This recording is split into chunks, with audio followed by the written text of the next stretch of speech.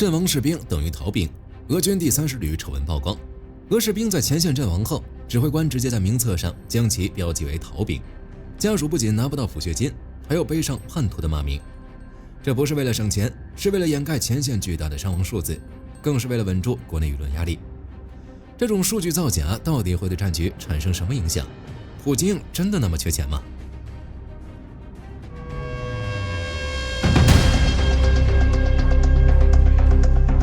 乌克兰阿泰什游击队在俄军第30独立摩托化步兵旅里发现了一个惊天大秘密。在这里，阵亡士兵与逃兵无异。按照正常的逻辑，士兵阵亡了，部队得发阵亡通知书，还要给家里送抚恤金，这是天经地义的事儿，也是维持士气最基本的底线。但是在第30旅的指挥官眼里，这流程太麻烦了，而且也太贵了。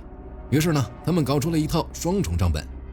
只要部队遭遇了重大伤亡，他们就把那些已经阵亡的士兵直接登记为擅自离队，定性为逃兵。甚至指挥官还对着活着的士兵说，解释一个人擅离职守，比向家属解释人在哪里要容易得多。这就意味着很多俄罗斯士兵在战场上赴死，结果在档案里他成了那个抛弃战友、贪生怕死的懦夫。这对于前线卖命的士兵来说，简直是杀人诛心。那俄罗斯这样做的目的是什么？最直接原因就是俄罗斯高层不想担责任，死伤越少，自己的问题也就越少，这是升职加薪的必备要素。除了这点，俄罗斯还有一个目的，那就是省钱。毕竟在美欧制裁和战争消耗的双重夹击下，俄罗斯现在也是拆东墙补西墙，经济状况不佳。为了安抚国内的情绪，普京可是许诺了高额的抚恤金。如果一个士兵是阵亡，国家得赔一大笔钱。在伤亡数字每天都在飙升的情况下，这对于现在的俄罗斯财政来说是一笔巨大的负担。但如果这个士兵是逃兵，那就不一样了。逃兵是罪人，1分钱没有，甚至还得追究法律责任。这一来二去，几百个逃兵名单一做，几亿卢布就省下来了。更重要的是，这还能顺手把舆论压力给压下去，把阵亡变成个人行为，既维持了国内形势一片大好的假象，又稳住了基本盘的支持率，不用担心老百姓上街闹事。而且这招还有一个更隐秘的用途，那就是掩盖督战队的罪行。奥泰什的报告里提到了一个细节，这种标记为逃兵的方法也用于那些被俄罗斯阻击部队消灭的人。阻击部队就是督战队，这种2战时期的古老产物，在现在的俄军里又复活了。前线士兵只要敢后退一步，后面自家人的机枪就扫过来了。被督战队打死的人，如果算阵亡，说出去太丢人；算误伤呢，又违反军纪。所以最好的办法就是把他们变成逃兵，死无对证，直接通知家属下落不明，既掩盖了战场丑闻，又省了抚恤金，简直是一举两得。除了把阵亡士兵变没，前线士兵的日子也不好过。俄军前线后勤的崩坏程度已经突破了人类想象的底线，居然用出租车运伤员。就在前几天，占领顿涅茨克的俄军搞出了一个大新闻，指挥官严令禁止使用私人汽车或人道主义运输车辆进行医疗后送，理由可能是怕泄密，或者怕车辆被征用跑路。但伤员总不能就在战壕里等死，于是前线出现了一个世界战争史上的奇观，用民用出租车来拉伤员。大家脑补一下那个画面，前线炮火连天，这边士兵腿都被炸断了，那边指挥官在那用手机叫网约车。哎，师傅，顿涅茨克前线3号坑道，去后方野战医院接个单呗。哦，对了，乘客还在流血，麻烦开快点。哎，这也太魔幻了。这说明俄军正规的医疗后送体系不是已经被打烂了，就是严重的运力不足，连最基本的救护车都凑不齐，只能把这种性命攸关的大事交给不靠谱的民用出租车。这种混乱的后勤，再加上指挥官把死人当逃兵处理的冷血，整个第30旅现在估计人心都散了。谁还愿意给这种长官卖命？说不定哪天自己受了伤，叫不到出租车死在路边，最后呢还要被扣上一个逃兵的帽子。可能有人会觉得这不就是俄军的老传统吗？报喜不报忧。但是火力军要说，这次的情况不一样，这种大规模的伤亡数据造假正在给俄军的战略层面挖一个巨大的坑。打仗打的是后勤、情报、数据，指挥部制定作战计划靠的是下面报上来的数字。比如地图上显示第30旅还有2000人，这2000人就是指挥官手里的筹码，他会根据这个人数分配弹药、分配口粮，甚至分配进攻任务。实际上这2000人里可能有500个已经死了，但是为了掩盖伤亡，或者是为了不让上面骂，这500个阵亡士兵还在花名册上活着。等到真要打仗的时候，手里能动的现役士兵其实只有1500，甚至是1000出头。这仗怎么打？需要2000人才能填满的防线，现在到处是漏洞。本来能顶住的进攻，现在一触即溃，因为那些幽灵士兵拿着枪是防不住真人的。这就是典型的数据反噬。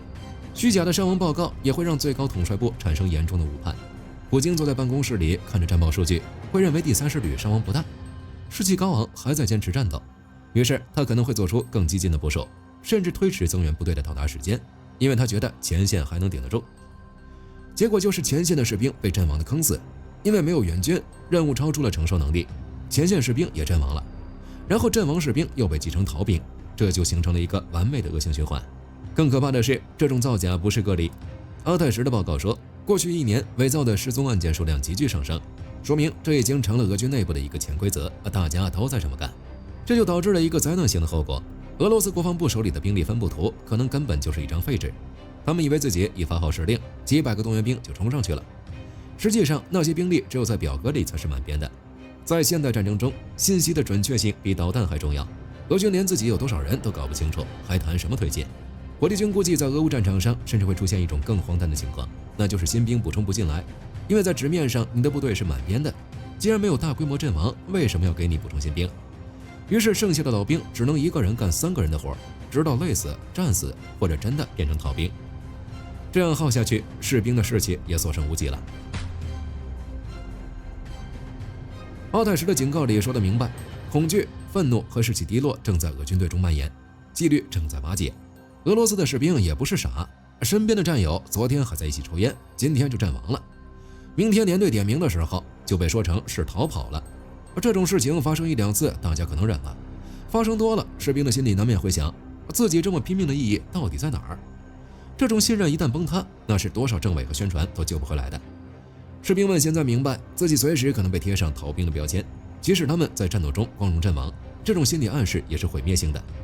它会让士兵在面临危险时，第一反应不是冲上去，而是怎么保命，或者真的逃跑算了，反正死在那儿也是逃兵，跑了也是逃兵，那还不如跑了活命呢。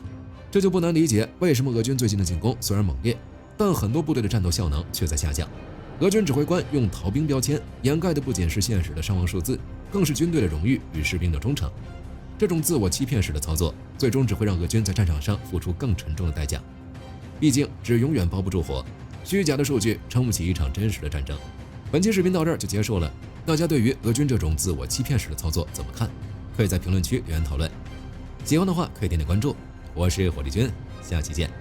好的，各位观众朋友们，我们频道一直在聊真实的军事资讯和武器装备，后台也经常有朋友问，有没有值得推荐的入门级模型？今天就和大家分享一款近期接触到的产品。首先，它的外形还原度做得相当不错，比例准确，武器上的一些关键细节和标识也都有体现，材质也说得过去，拿在手上有不错的分量感。其次，它具备一定的可动性，对于理解基础操作原理有一定帮助，让它不仅是个静态摆件。综合它的做工和可玩性来看，价格确实比较亲民。对于想入门模型收藏，或者单纯想在桌上贴一个摆件的朋友来说，是一个性价比很高的选择。